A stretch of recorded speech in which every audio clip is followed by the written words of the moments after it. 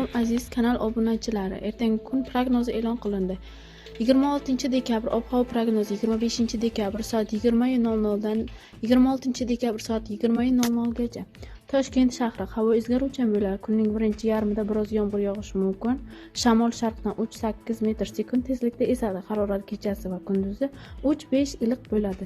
Qoraqalpog'iston Respublikasi Xorazm viloyati havo o'zgaruvchan bo'ladi. Ba'zi joylarda qor yog'adi, tuman tushishi mumkin.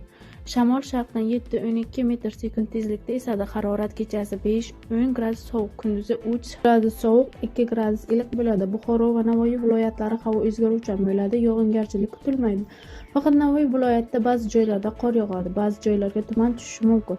Shamol sharqdan 7-12 metr/sekund tezlikda esadi. Harorat kechasi 2 gradus sovuq, 3 gradus iliq, kunduzi 2-7 gradus iliq bo'ladi. Toshkent, Sirdaryo, Samarqand, Jizzax viloyatlari havo o'zgaruvchan bo'ladi. Yog'ingarchilik kutilmaydi. Faqat Toshkent viloyatida ba'zi joylarda yomg'ir yog'ishi mumkin, ba'zi joylarga tuman tushishi mumkin.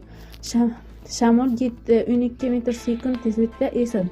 Harorat kechasi 5 gradus iliq, kunduzi 2-7 gradus iliq bo'ladi. Qashqadaryo va Surxondaryo viloyatlari havo o'zgaruvchan bo'ladi. Yog'ingarchilik kutilmaydi. Shamol 7-12 metr/sekund tezlikda esadi. Harorat kechasi 5 gradus iliq, kunduzi 6-11 gradus iliq bo'ladi. Andijon, Namangan, Farg'ona viloyatlari havo o'zgaruvchan bo'ladi. Yog'ingarchilik kutilmaydi. Ba'zi joylarga tuman tushishi mumkin. Shamol sharqdan 5-10 metr/sekund tezlikda esadi. Harorat kechasi 2 gradus sovuq, 3 gradus iliq, kunduzi 3-8 gradus iliq bo'ladi. Respublikaning tog' oldi hududlari havo o'zgaruvchan bo'ladi. Ba'zi joylarda qor yog'adi, tuman tushishi mumkin. Yo'llarda ba'zi joylarda yaxmalak kuzatiladi. Shamol sharqdan 7-12 metr/sekund tezlikda esadi. Harorat kechasi kunduzi 2-7 gradus sovuq bo'ladi.